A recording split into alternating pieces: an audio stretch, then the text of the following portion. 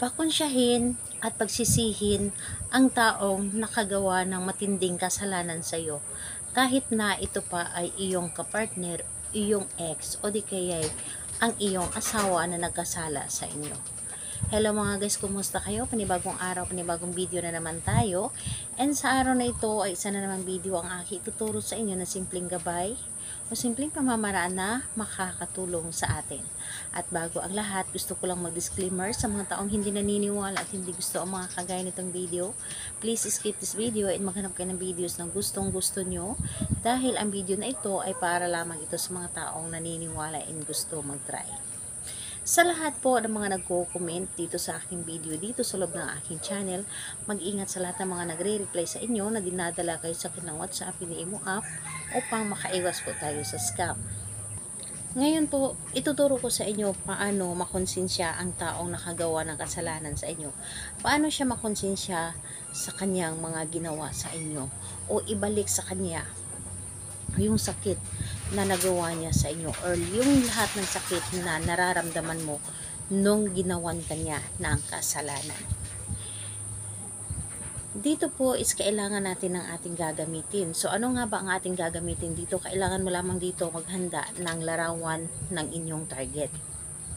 Kailangan ninyo dito ng larawan ng inyong target at kailangan din natin dito ng karayom at kandilang puti para ito ay makonsensya ang taong yun.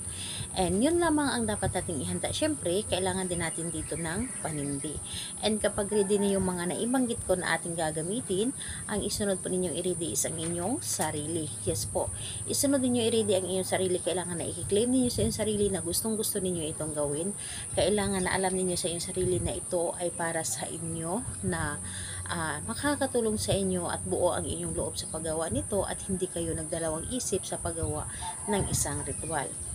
And ngayon po, kapag ready ka na, pwede mo na itong simulan. Una, sindihan nyo muna yung inyong kandila para mas mabigyan pa tayo ng mas malakas pa na energy kapag gumamit tayo ng kandila or magsindi tayo ng kandila. Ngayon, kapag nasindihan na ang kandila, kunin mo ang inyong karayom at larawan ng inyong target. Kunin ninyo ang karayom at itusok ninyo ang karayom. Itusok ninyo ang karayom sentro sa dibdib ng inyong target. Kapag naitusok nyo na ang karayom sa dibdib ng target, kausapin ninyo ito.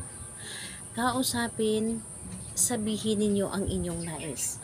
Halimbawa na lamang ay sambitin ninyo yung kanyang pangalan at apelyido. At sabihin ninyo dito, makonsensya ka at humingi ka ng tawad. Pagsisihan mo lahat ng ginawa mo sa akin. Mararamdaman mo ang sakit na lahat na nararamdaman kong sakit nung ginawan mo ako ng kasalanan o nung sinaktan mo ako. Lahat ay sabihin mo dito. And ayun po, sabihin mo dito lahat, inhayaan ninyo na nakatusok yung karayom sa kanyang bandang dibdib habang kayo ay nagsasalita or sinasabi lahat ng mga hinanakit mo sa kanya. And pagkatapos nun, yung sa dibdib niya, kunin mo ang kandila at patakan mo ito ng wax ng kandila. Papatakan mo ito ng mga ilang patak. And kapag napatakan mo na ito, hayaan ninyo na tumuyo yung wax ng kandila sa may dibdib banda.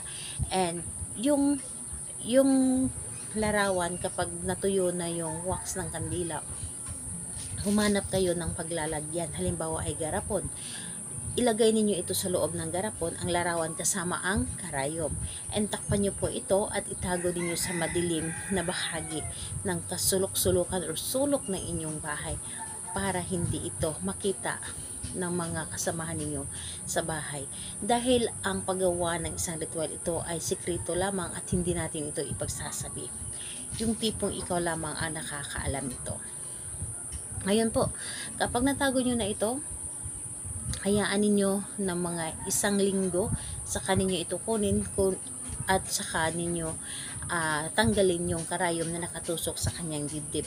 At mararamdaman niya ito, ang lahat ng sakit na ginawa niya sa inyo, at talagang pupukawin siya sa kanyang konsensya at humingi ito ng tawad sa inyo. simulan mo ito or gawin mo ito sa araw ng Biyernes. Mas maganda na Biyernes mo itong gawin sa kahit anong oras, basta Biyernes lamang ito or di kaya full moon. Yun lamang ang paggawa natin ito. So, ayun po, salamat po sa inyo. Salamat po. Bye bye everyone. God bless us.